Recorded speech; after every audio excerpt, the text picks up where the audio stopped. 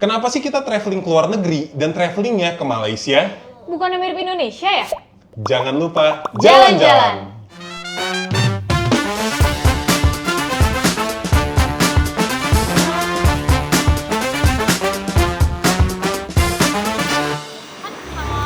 Beberapa waktu yang lalu kami jalan ke Malaysia. Yang membuat perjalanan ini spesial, ini adalah perjalanan pertama kami ke luar negeri tanpa agen travel. Ya bisa dibilang backpackeran, walaupun memang geret-geret banyak koper. Kenapa Malaysia? Kayaknya karena secara masyarakat, budaya, bahasa itu mirip-mirip lah ya sama Indonesia. Jadi secara ini perjalanan awal-awal kami ke luar negeri, kayaknya harusnya bakal relatif lebih mudah deh dibanding negara lain. Ini pertama kalinya gue ke luar negeri. Ini perjalanan pembuka, Der. Siapa tahu nanti next lo bisa kemana-mana ya kan? Amin. Trial dulu kita.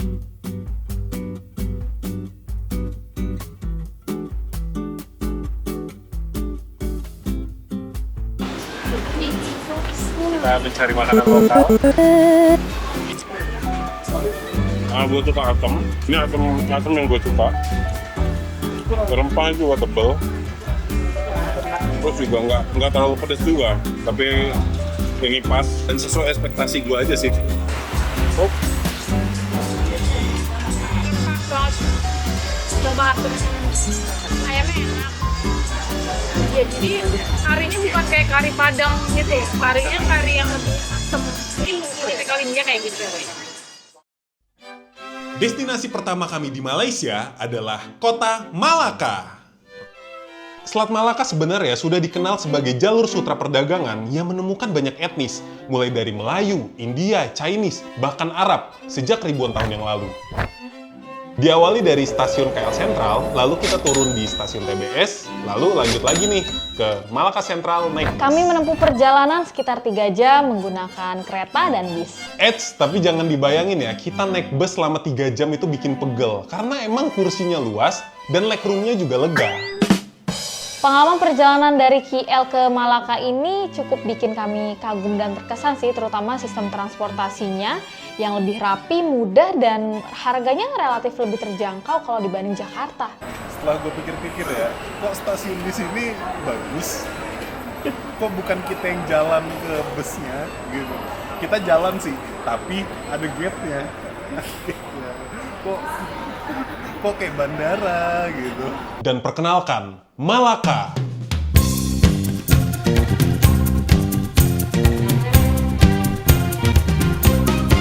Kota yang memiliki catatan sejarah panjang.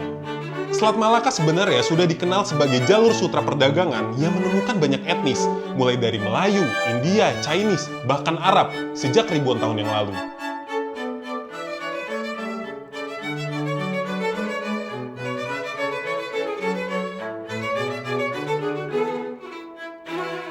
Malaka ini, Del, dari gue baca sejarah singkatnya, itu didirikan oleh keturunan dari Raja Sriwijaya.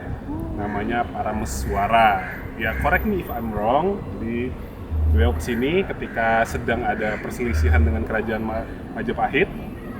Lalu kesini, dan di sini itu memang dari dulu sudah menjadi pusat perdagangan antara Melayu, India, sama China.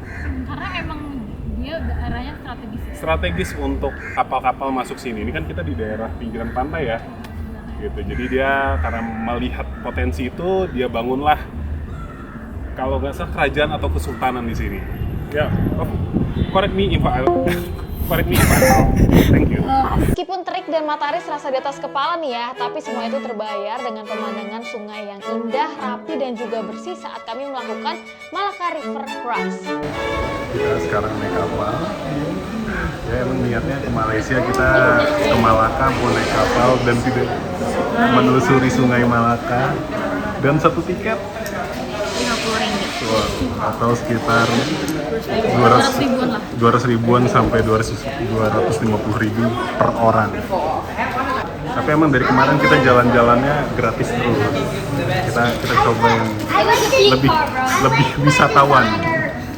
Seolah-olah memberikan tanda bahwa kota ini tuh memang udah siap menyambut wisatawan, apalagi ada taman bermainnya.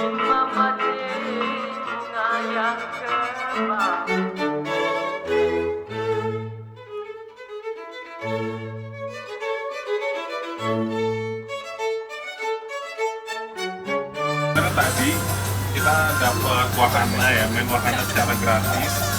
Tapi karena waktunya terbatas, kita lanjut ke Malaka lagi. Soalnya kita harus nunggu botol berapa lama? 1,5 jam. Ya, jadi harga segitu cukup worth it sebenarnya. Jejak sejarah panjang Malaka bisa dilihat nih dari Statius, bangunan merah yang dibangun oleh Belanda pada abad ke-17. Nggak lama setelah Belanda merebut Malaka dari Portugis pada tahun 1941. Bangunan ini dibangun sebagai pusat pemerintahan Belanda di Malaka, serta rumah dinas bagi gubernur dan perwira tinggi Belanda saat itu. Mengunjungi kota Malaka, kami belajar bukan hanya soal sejarah panjangnya sebagai jalur perdagangan aja, tapi juga kearifan lokal Melayu. Kami sempat mengunjungi daerah yang katanya satu-satunya kampung Melayu dengan bangunan asli sebanda Malaka, yakni Kampung Muartet. Dan ternyata setelah tanya kesana kemari, kami baru tahu nih ternyata ada rumah panggung yang umurnya lebih dari 1 abad dan boleh dikunjungi oleh wisatawan. Di sana kami disambut langsung oleh sang pemilik, yakni Pak Ibrahim, yang cerita banyak tentang Melayu di Malaysia, khususnya sejarah tentang rumah panggung ini di tiap sudutnya. Hampir setiap hari ada turis mancanegara yang datang ke sini loh.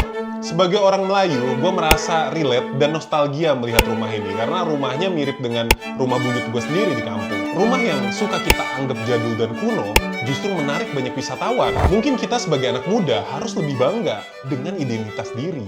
Yang menarik di sini, yang menjawab pertanyaan gue juga, rupanya Kampung Melayu ini seperti hipotesa banyak kampung lainnya, itu memang karena ini kampung yang sudah cukup tua, itu jadi memang banyak penduduknya memang sudah sepuh.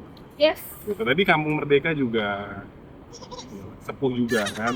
Nah, dia bilang kan memang di kampung sini yang muda-mudanya itu jadi KL, yang tinggal di sini memang benar-benar full stay di sini tuh yang udah generasi tua. Sebagai orang yang sangat senang ya dengan budaya dan cerita-cerita sejarah seperti ini, ya kita tidak menyesal dan kalau bisa ya support juga dimanapun hal-hal seperti ini ada. Setelah asik berkeliling Malaka, pas banget kami istirahat sambil minum jus semangka langsung dari buahnya. Harganya kisaran 40-50 ribu rupiah aja kok, tapi isinya banyak banget dan seger banget. Ini gue rasa kalau ada yang jual di Indonesia sih bakal laku deh kayaknya.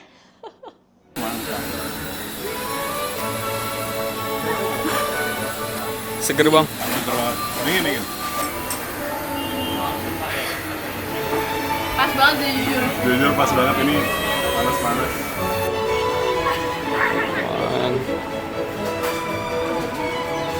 Iya, udah lama kasih es jadi seperti malah double.